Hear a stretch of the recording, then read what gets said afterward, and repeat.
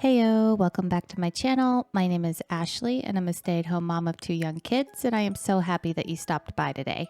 It's Saturday, so it means it's that time of week whenever I'm going to share 3 meals that we had for dinner. This week's meals are going to be shared just a touch differently than normal. I'm going to have 2 very typical dinners, a white lasagna soup and a pot roast, but then I am also going to include 2 pasta salad varieties. Really, my goal for this cooking week was to use up a whole bunch of pasta that I had so that I could clear it out of my pantry. As always, any recipes I used will be linked down below or typed in the description box. Let's go ahead and get started into this week's What's for Dinner. Up first this week is a recipe that I've had on my to-make list for a couple months at this point. It is a white lasagna soup that I first saw on TikTok. To start out this recipe, I just have 1 pound of ground sausage browning in a Dutch oven, and I went ahead and let my sausage super brown up just because I prefer it a little crispy. Then once your sausage is done up to your liking, go ahead and add in about 1 medium onion, as many mushrooms as you want, and as much garlic as you want. I ended up using about a cup of diced up baby bella mushrooms and about 2.5 tablespoons of minced garlic. Now, I always like to add my seasonings into this step of any recipe where everything is kind of caramelizing and toasting together. So for my seasoning mix, I went ahead and put in some salt, pepper, lemon pepper seasoning, Italian seasoning, and then super last minute, I decided to just throw in a dash of some Tony's because I thought it would give it a nice kick.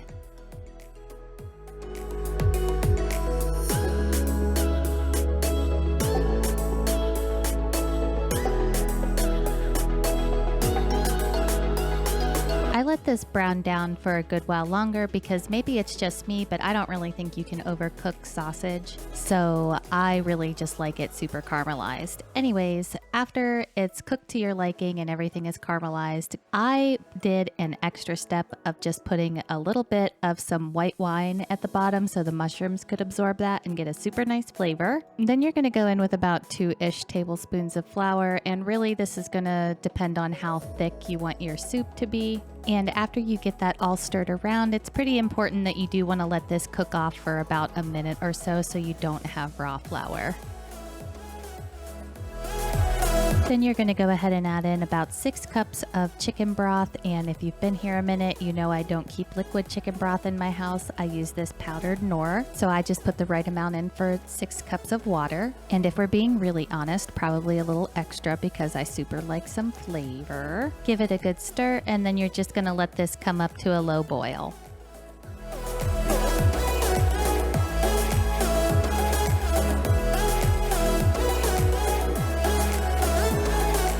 Once everything is up to just about boiling, you're going to go ahead and throw in some amount of broken lasagna noodles. I would say maybe about 2 cups worth. Honestly, I just dumped in the rest of what I had from the lasagna I made the week before. And remember, this is a TikTok recipe, so cook with your heart. Then I'm going to go ahead and add in about 1.5 cups of fresh chopped spinach. Then the next part is really the only part of the recipe that I have any sort of critique on, and that is where it asks you to add in about 1 cup of provolone cheese and about 1/2 cup of shredded Parmesan cheese. And I would not recommend those cheeses. I would just stick with some grated Parmesan cheese, like, powdery Parmesan cheese, just because this really created an awful cheese layer at the bottom of my Dutch oven, and it took so much effort to clean. The flavor was fantastic. It was really more so about what it did to my cookware in the process. It just did not melt well in a Dutch oven. The very final step to this recipe is to just add in about 1/2 cup of heavy cream and give it a good stir and let it simmer for just a few more moments. I just served my bowl up with some, quote unquote, a whole bunch of additional shaky Parmesan cheese and some parsley to make it look pretty. And I really did enjoy this recipe. I thought it was pretty tasty, and this was another way that I found I do enjoy eating mushrooms. The mushrooms really just kind of blended in with the sausage, and this soup was really hitting the spot just because it was on a rainy day. And yeah, I love my new orange Dutch oven, so any chance I get to use that is a win too. I think this meal would also be really yummy served up with some like crostini or something from a baguette. Yeah, I think that would be really lovely dipped into this soup. Okay, so this next little section of food is basically just going to be showing you 2 quick pasta salads that you can throw together and keep on hand to serve throughout the week as a side that's already prepared, or eat them for lunchtime throughout the week. That's honestly what we ended up doing with both of these. I'm also not going to really describe these steps in depth unless they need it, just because nobody needs me to explain how to open a bag that you purchase from Walmart or Aldi or Sam's Club and mix it together. But a pretty interesting hack to kind of change up a salad side is to just boil up some leftover pasta in your pantry. I know we all have some boxes here and there in our pantry that have like half a cup of elbow noodles and like 3 bow tie pasta and, you know, just like those random straggler pieces that never end up getting used. It was literally my whole goal for all of these meals was to just use up that little tiny bits of pasta that get left over. So usually it's a kitchen sin to rinse your pasta, but you really do want to rinse it with cold water and rinse it really well if you're going to mix it into a green leaf salad like this. Because if you put the pasta in even just a little bit warm, it's going to wilt everything and be all soggy and yucko. For the main dish this night, I just made some Aldi red bag chicken, and honestly, it deserves all the hype. It is super delicious and takes practically no effort. I just threw them in the air fryer, and then I decided to make some sort of like Southwest styled flavoring. So I just put some of that Parmesan ranch that I've had previously, cheddar cheese, the red bag chicken, some French fried onions, barbecue sauce on a brioche roll. And if you're extremely picky about pre-frozen meat like I am going to cut it in half at the end of this little segment so you can see what the inside looks like, and I do super recommend Aldi's red bag chicken. Honestly, this meal was pretty yummy for basically taking no effort and being very last minute. I had planned to make something else, but this is what ended up on the table and it worked out just fine. And this is a really great way to use up some pasta if you need it. Here you can see the inside of the red bag chicken and it's actually super good quality.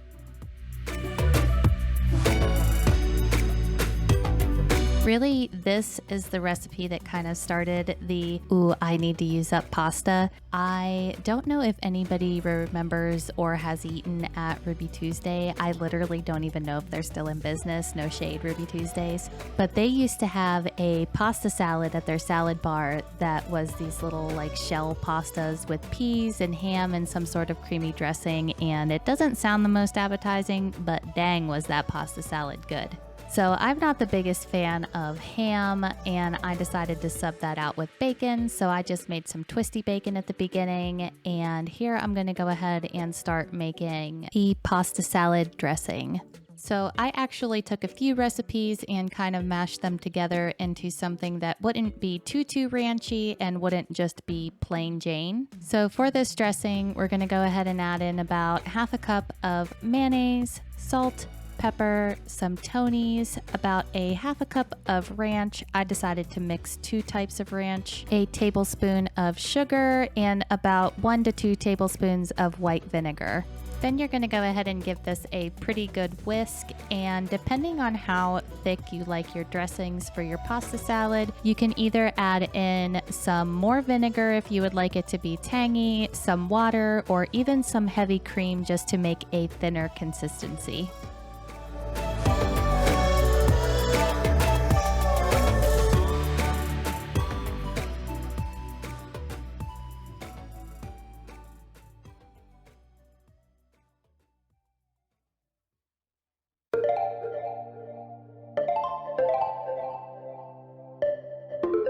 Now you don't need to cool this pasta off. You can take it right from cooking to al dente. It doesn't need to be cooled off. The steam will actually help coat the sauce. Then you're gonna take really as many frozen peas as you wanna put in. I'm pretty sure I used about 3/4 of a bag here. Take some of your bacon, snip it up, crunch it up, break it up, however you want to do it, into your pasta salad, and then add as much cheese as you want. I know all of these last couple measurements are pretty vague, but I think it's really important to remember that it's your kitchen, and if a recipe says that you have to add in 1 cup of cheddar cheese, you really don't. I mean, you can for sure. It's recommended probably, but if you don't like cheddar cheese, don't add in the cup of cheddar cheese, dude. You feel me? Sorry, went on a little rant there.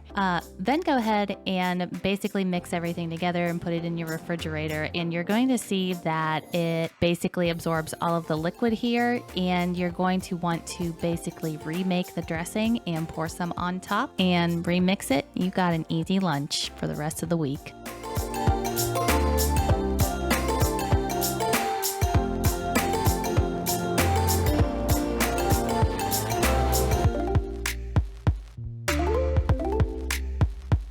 Now, I know that I am not bringing anything new or exciting to the What's for Dinner table with a Mississippi roast. I do, however, hope that I can encourage you to try adding a couple steps if you feel like making it extra fancy. Fancy step number 1. Did you know that it's actually kind of important to layer your crock pot correctly? It helps with the distribution of heat. So the ordering should go that you want to put like your root vegetables on the bottom, and you actually want to have your meat closer to the top. The more you know.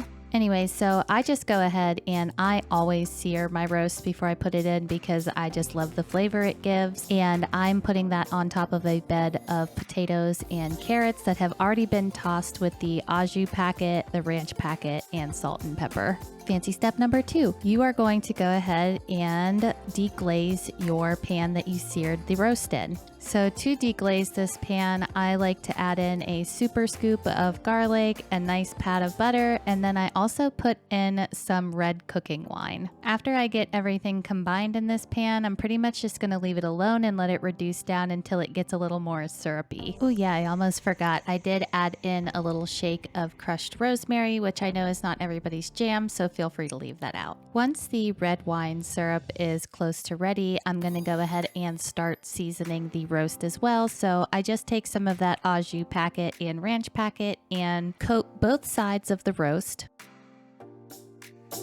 Then I'm going to come in with this lovely red wine syrup, and oh my gosh, I wish you could smell this. This smelled so good. Our mouths were literally just watering waiting for this. The red wine and rosemary really complements beef well, so if rosemary and wine flavors interest you, I would definitely love if you tried these suggestions. It really elevates this dinner to a fancy level. Then of course we're just going to add a couple of the peppers. I only like a few. I honestly don't notice that much flavor difference, and I'm going to cook this on low for about 6 hours. Third and final fancy step I would recommend is to just remove the roast from the slow cooker when it's done cooking and take the time to carve it and remove all of the big fat and gristle pieces. Then you can return the trimmed chunks back into the slow cooker, and it just makes it really enjoyable. I like to serve my plate up with a little sprinkling of shaky cheese. I think it just makes it extra salty and yummy. And if adding all of these extra steps takes away the lovely convenience of a slow cooker for you, no pressure. Definitely just go ahead and throw it all in. That's going to be a wrap for this week's What's for Dinner. I really do appreciate you so much for watching to the end. If you like this video, be sure to give me a thumbs up. Go ahead and check out my channel. There's lots of food-related content over there, and consider subscribing if you like what you see. I'll be sure to catch you in my next video, and until then, bye!